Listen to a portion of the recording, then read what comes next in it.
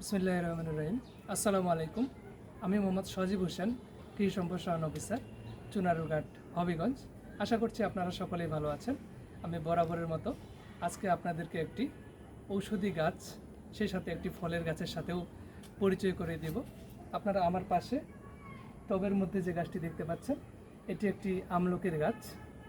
এটি ফাইলেন্থাসিয়া পরিবারের একটি উদ্ভিদ। এর সায়েন্টিফিক নেম ফাইলেন্থাস ইমব্লিকা। এই উদ্ভিদটি পৃথিবীর বিভিন্ন দেশেই পাওয়া যায়, তবে চাষ হয় সাধারণত আমাদের বাংলাদেশ, ভারত, পাকিস্তান, শ্রীলঙ্কা, থাইল্যান্ড, সিরিয়া, এছাড়া পৃথিবীর বিভিন্ন দেশেও এর চাষ দেখা যায়। আমাদের দেশে বিভিন্ন অঞ্চলে এই গাছটিকে দেখা যায়। এই গাছটি রোপণের 4 থেকে 5 বছরের মধ্যে এই গাছে ফল আসা শুরু হয়।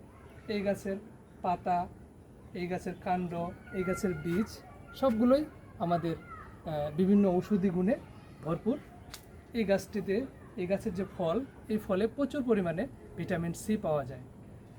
গবেষণায় দেখা গেছে পেয়ারার চেয়ে প্রায় 3 গুণ বেশি ভিটামিন সি রয়েছে এই আমলকির মধ্যে, এবং বাতাবি লেবুর চেয়ে অথবা কাগজি লেবুর চেয়ে প্রায় 10 গুণ বেশি ভিটামিন সি রয়েছে এই আমলকির মধ্যে। পৃথিবীর বিভিন্ন গবেষণায় প্রমাণিত হয়েছে যে এই আমলকি রিউমাটয়েড আর্থ্রাইটিস ও অস্টিওপোরোসিস রোগ নিরাময়ে কিছুটা কাজ করে। এই আমলকি আমাদের শরীরের রক্তে কোলেস্টেরলের মাত্রা কমাতে সাহায্য করে। এই আমলকি শরীরের মধ্যে ক্যান্সারের সেল বৃদ্ধিতে বাধা প্রদান করে থাকে। এই আমলকি যদি আমরা খাই তাহলে আমাদের খাবারের যে রুচি এটি বেড়ে যায়। এছাড়া এটি মানুষের বমি বমি ভাব কমাতে অনেকেই এটিকে, আমলকির যে ফল রয়েছে এটিকে খেয়ে থাকে। এই আমলকি ফল আমাদের দাঁত, আমাদের ত্বক, এদের সৌন্দর্যকে অনেক গুণে বাড়িয়ে দেয়। বিশেষ করে যাদের চুলের গোড়া নরম এবং সহজে চুল উঠে যায়, তাদের ক্ষেত্রে আমলকি বীজ বেটে এর রসটাকে যদি আমরা চুলে লাগাতে পারি তাহলে চুলের গোড়া শক্ত হবে এবং চুল পড়া বন্ধ হয়ে যায়। এই আমলকি আমাদের শরীর থেকে বিভিন্ন ধরনের বজ্র পদার্থ অপসারণে সহায়তা করে।